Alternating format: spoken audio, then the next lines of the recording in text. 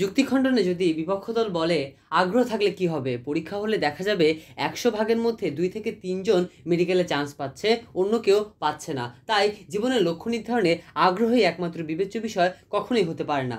তখন বিপক্ষ দলের যুক্তিখণ্ডন হবে, আমার বিরোধী দলীয় বক্তারা মনে হয় আগ্রহ আর ইচ্ছা শব্দ দুটিকেই গুলিয়ে ফেলেছেন। মাননীয় স্পিকার, আগ্রহ শব্দটার মানে শুধু ইচ্ছা প্রকাশ করা নয়, বরং আগ্রহ শব্দটা আরও ব্যাপক। আমি ইচ্ছা প্রকাশ করলাম আমি ডাক্তার হব, কিন্তু সেই অনুযায়ী পরিশ্রম ও লেখাপড়া করলাম না, তাহলে ডাক্তার হওয়ার ইচ্ছেই থেকে যাবে, আগ্রহ বলে বিবেচিত হবে না।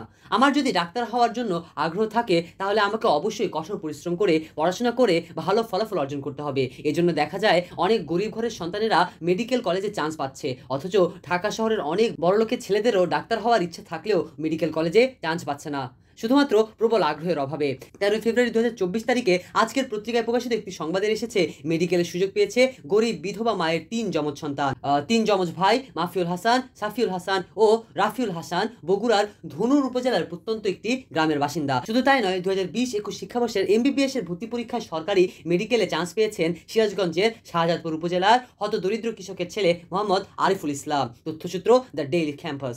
2023-24 শিক্ষাবর্ষে ভর্তি পরীক্ষায় ঢাকা মেডিকেল কলেজে ভর্তির সুযোগ পেয়েছে পাবনার সুজানগড়ের কৃষক পরিবারের সন্তান রাতুল হাসান। দৈনিক যুগান্তর। কুষ্টিয়া মেডিকেল কলেজে ভর্তির সুযোগ পেয়েছে হতদরিদ্র পরিবারের সন্তান সবুজ আহমেদ। পরীক্ষায় উত্তীর্ণ হয়ে ঢাকায় শহীদ সরওয়ার্দী মেডিকেল কলেজে পড়ার চান্স পেয়েছে লক্ষ্মীপুরের কমলনগরের মোহাম্মদ ইমরান হোসেন। মাননীয় স্পিকার, এরকম হাজার হাজার উদাহরণ রয়েছে।